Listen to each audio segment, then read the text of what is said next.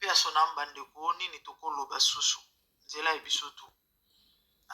Moto a éternel azate, bien que via kola penzate, vous pouvez le voir. Donc, vous avez émission à Kalaté. Je ne crois pas qu'il avait même 60 ans. Et en tout cas, le flair d'âge, ah oui, à Koufi Vomato. Et cause ya décès ezali abelaki, mais kobela te que non, bakobeleza muta la maladie tétété. Bon, la personne qui m'a informé c'est ça qui malaise. C'est que malaise a un mon problème, on a payé tout ça baki hôpital, fallait recha bonbon ezali quitté. Et on dirait a un dérangement sur dans le boko et constat ezali qu'il fallait porter scanner. Et scanner c'était prévu le lendemain. Donc, s'envoyer les lots.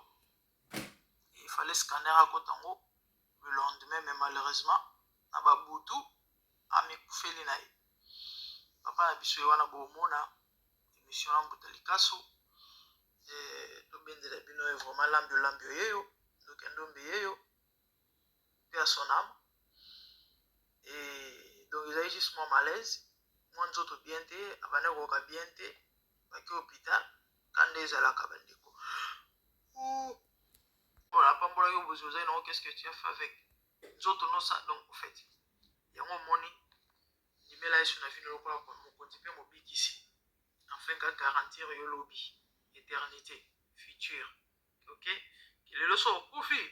En tout cas, ok, si il y a malade. L'ambe parti, l'ambe n'est plus. Personne mais rip vieux. Et Angela Bissotou et Zali destin, donc c'est inévitable quoi. Il y a un moment qui peut te ça va sans peut te le banabino, te le banabaïki, no bolanda biso, no bolinga MDG de TV ma foute à sika. Quand tu peux ça bino basango, tu peux ça bino ba conseil mais ça quitté. Et on dirait a un dérangement sur dans le boko et constat ezali qu'il fallait porter scanner. Et scanner c'était prévu le lendemain. Donc, s'envoyer les lots.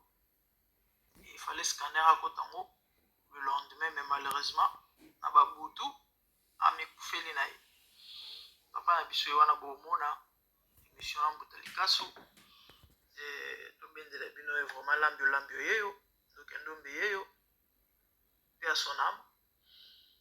Et donc, il a juste mon malaise. Moi, nous autres bien té, abane roka bien té, baki hôpital, quand les ala kabandeko. Les amis, excusez-moi, il est tard, fallait nazarola là, je dois me réveiller le matin que Moussala matière. Personne n'a l'ambulant est mort, l'ambulant est décédé, l'ambulant est parti. La émission à Sala qui va émission aux Aya Kalate. Et Koku Fanaepe, ils étaient malades, ils étaient lui ou moi, il y a un dégât dans juste mon malaise, ils étaient à l'hôpital, à son misouté.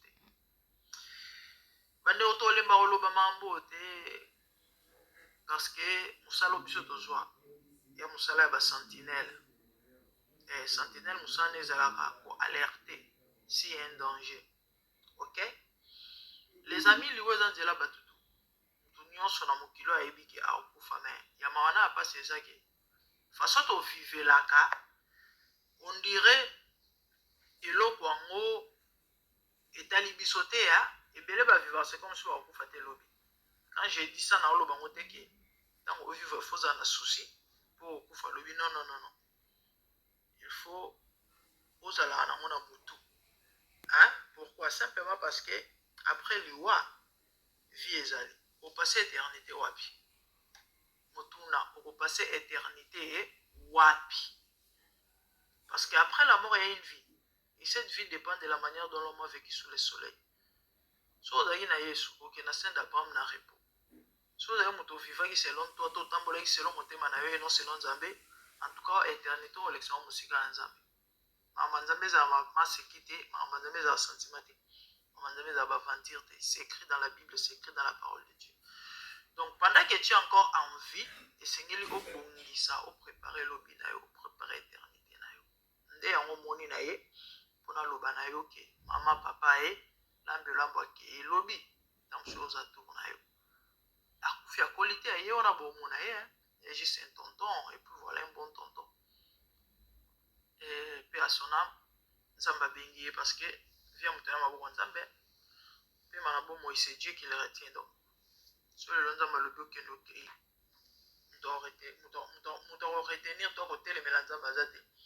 So pe lelo Nzamba lobi okufa te en tout cas ata mokili lobi okufa te bandeko mingi olobi eza te toyeka mpo toinforme bino liwe ya lambi olambi mpe korappele motu moko ke toa bapelera na se na moi ce monde nous appartient pas ne nous appartient pas mpe mozalaka nango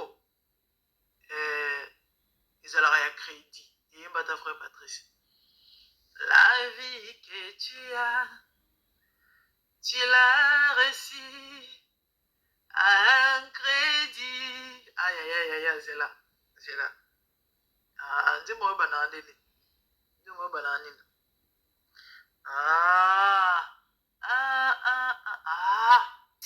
Et qui m'a dit, mon ça bien fort.